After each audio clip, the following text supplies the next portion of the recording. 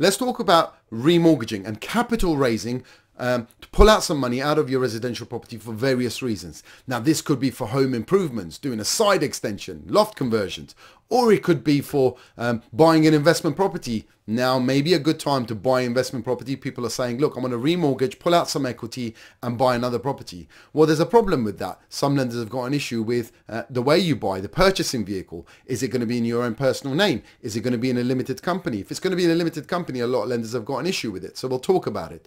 It could be around, paying for a wedding. It could be paying for a car. It could be doing debt consolidation, which is a big aspect of capital raising, but there are some dangers around that. So let's look at that. Let's talk about the various criteria involved, some of the things you need to watch out for before you go down this trend. Take care.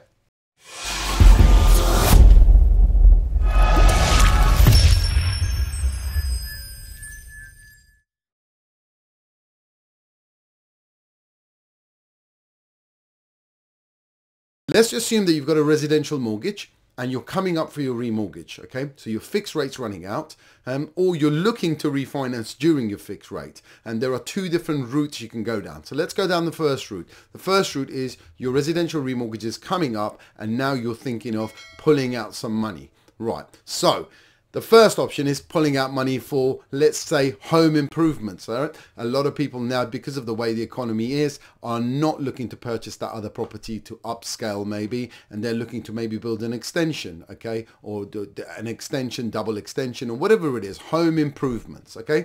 Topic one's home improvements. That's the one that lenders generally like because you're adding value to the property. Okay, and different lenders have got different rules around this, but generally if you're doing an extension, they may ask for a builder's quote. Okay, they may say, okay, well, how much is the property, how much is it going to cost? Okay, what they're essentially looking at is they want to make sure that you're not doing too much to the property that you can't live there. Okay, so it needs to be habitable still. Otherwise, that becomes a development project and it can get very murky. Now, there are various lenders that have got different rules. If you're going to do an extension, some lenders may ask for, have you got planning? Well, have you got building regulation documentation, for example? Have you got architect's drawings if it's going to be a double extension or a loft conversion? How much money you need is important to do with the loan to value as well. So, remortgaging for home improvement, like I said, it's the most straightforward one. You just got to bear in mind that it's still running affordability, and if it just then depends on whether you stay with your existing lender and you do what's called a further advance. So you keep your existing mortgage, especially if you're within your fixed term period, you might want to keep your existing mortgage and then borrow the additional amount on top, or you remortgage the whole lot and then you borrow the full amount itself and you pay the existing lender off and you just start fresh. And there's good points and bad points with both of those. If you're with the existing lender, you don't want to have an early repayment charge, for example, hence you'll do a further advance. The only trouble with that is when you do a further advance, you still got one date for your existing mortgage running out and then you got another date for your further advance. So somewhere down the line it gets a little bit murky, but obviously you seek advice around that. I'm just trying to give you some information around what's possible and what's not. The next bit is I get people to say, okay, well, I think, and there are people, believe it or not, that will say, look, I want to remortgage now to pull out some equity because I want to buy another property, whether that's a buy-to-let investment property or whether it's a second residential property. There are two different scenarios with this. Let's take the buy-to-let investment purposes, right? So lenders will allow you to remortgage. Most lenders will allow you to remortgage for buy-to-let purposes. Okay, not all of them though, right? What they want to know is obviously that you've got the affordability, and then you got the rule of some lenders will say, we want to know what you're buying. So we will only release the funds upon you finding a property and giving us a mortgage offer, for example. Now, you're in a bit of a catch-22 position in that case because you've got to get a mortgage offer sorted out. So it gets a little bit messy. And there are some lenders that will say, no, actually, we don't want to see a mortgage offer. We will be happy with a legal letter, for example, or an illustration or a mortgage broker confirming it. So different lenders have got different rules around that, okay, in regards to what they require for capital raising reasons, okay. And there's all sorts of rules around it. It's because to do with money laundering rules and all sorts of things. But basically, they want to know where that money is going. Okay, so that's one batch of lenders. And I'll tell you the one that people get caught out on. Historically, remortgaging for buy-to-let purposes, I'm going to remortgage my property and I'm going to buy another buy-to-let. That's generally okay. And that's generally okay with a lot of the lenders. However, there's a caveat.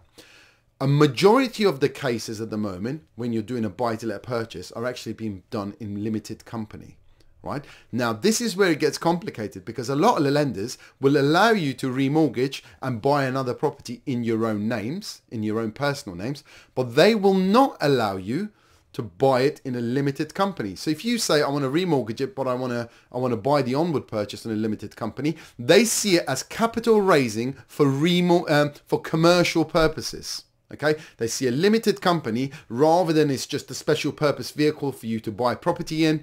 Because it's a separate entity, they will say, well, actually, that's for business purposes. And a lot of lenders don't allow you to remortgage for business purposes. Some of the biggest lenders out there in the high street, they will not allow you to remortgage for business purposes. Okay, so that's important. People get caught out quite a lot. They go for the whole application if they're doing it directly, and then they get caught with this question. So if you're going to do it directly yourself, make sure the lender is comfortable and make sure your existing lender is happy with it. Okay, so those are the two scenarios. So capital raising for business purposes is an issue, and buying properties within a limited company structure is seen as business purposes for a lot of the lenders, right? Next point is remortgaging for debt consolidation. Obviously, this is a big aspect right now, especially with the way the market is. This is a dangerous part of the market because essentially what you're saying to the lender is, look, I want to clear these debts, okay, and I want to put it into a mortgage. I want to clear this secured loan and unsecured loan and credit card debt and car finance and all the other bits and pieces. I want to put it on my mortgage because my mortgage is, I don't know, 5%, and these debts are really sky high. And I think I'm going to save some money short term. And that's the bit the regulator as well as us as brokers will get nervous about, because it may save you money short term, but generally if you're taking one unsecured debt, meaning if you stop paying that credit card, no one's going to come and repossess your house, and putting it into a secured environment, which is, I'm going to stick it on my house, and if you then struggle, you know, the mortgage lender will come and repossess you. Okay, so and there is a disclaimer. All mortgage brokers and all mortgage lenders have got this disclaimer.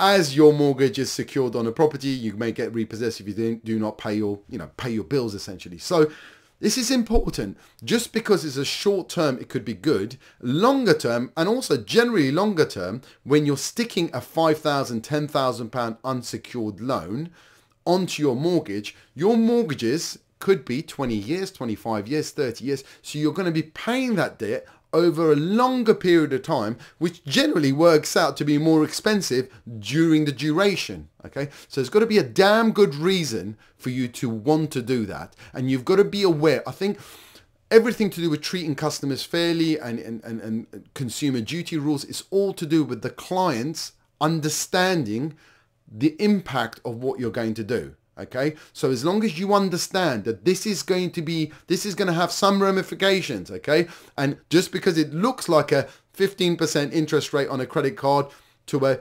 4.5% or 5% mortgage rate, it doesn't necessarily mean it's good for you longer term. It might get you out of a jam right now, but it might not be great.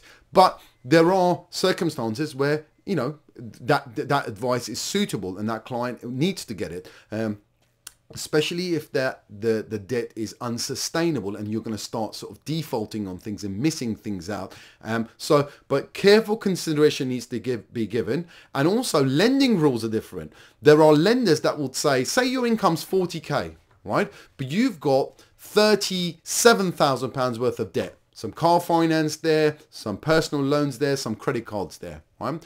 Some lenders will not lend to you, even though you're going to clear the debt with a remortgage. It's called the debt to income ratio. Debt to income ratio means the lender is not comfortable with you holding that level of debt in the first place, even though if you're going to pay it off. Now, I've had clients, the last client I had, they actually decided to take out a personal loan and credit cards and put their loft conversion on that debt. Okay. They didn't think anything of it. But unfortunately, by the time they come around to remortgage, so they did the loft, they did all the work, ran over budget a little bit, and now they wanted to remortgage, because their income was close to their debt, a lot of the lenders said, no, we will not do it. So, and it's a bit of a murky world. A lot of lenders don't actually have clear policy on this, right? So it gets a little bit messy. Some lenders would say no more than 25% of your income. Some lenders will say no more than 50. Some lenders would say no more than your basic salary or your income, your total household income. So they've all got rules around this, okay? So it's vital you get professional advice so you understand which lender will accept you in the first place, because there's no point getting an agreement in principle. Agreement in principle often does not see that, okay? Often it's just a credit search and an affordability, right? It's only when it goes to underwriting, the underwriters look at it and go, well, actually, we're not comfortable. It falls our income to debt ratio rules. Now, there are some lenders that don't have an income to debt ratio. There are lenders that do have income to debt ratios. And this is important. So not only around debt consolidation, careful consideration needs to be given. This is, in my opinion, the biggest danger at the moment, especially going forward, okay? Especially as people struggle, okay? You might have, people are going to struggle in the next couple of years. We've already seen, I've just done a short on this where it's been a 58% rise on declined mortgage applications. In terms of the lenders are saying there's 58% rise in that. So that's applications, not people just getting agreement principles, full applications, okay? So affordability is going to be key. Debt consolidation, also one more point, really important point. There are lenders that even though you've cleared the debt, if they see it on the credit report, they will take it into account. So even though you, and there are another batch of lenders that will say, even though you're going to clear that 30k debt, we're still going to take it on affordability. And the reason for that is they don't basically believe you, because their stats say lots of people come to them and they say they're going to do this and they say they're going to do that. They're going to clear this debt. They're going to clear that debt, and they don't do it. They just get the remortgage. Thank you very much. They'll have the additional money and then they pocket it and they don't actually clear the debt. So really important around that, clearing debt, evidencing stuff, and also trends. If you did a remortgage 2 years ago and there was a debt consolidation involved with that, lenders don't like it. 2 years later, you're trying to debt consolidate again. So, different lenders have got different tolerances. There are some lenders that will say, look, we will not debt consolidate more than £30,000. Some will say no more than £50,000. So again, really important rules around debt consolidation. Then you've got other lenders, and this one's a really hard one to prove. So you've got to get this checked out. For example, I want to pay for my daughter's wedding. I want £30,000 for the wedding. Okay. I want to buy a car.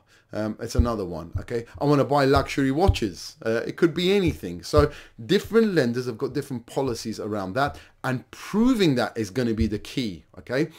You're going to go and do this. How do they know that you're going to spend what you're spending, what you say you're going to spend? And that's important.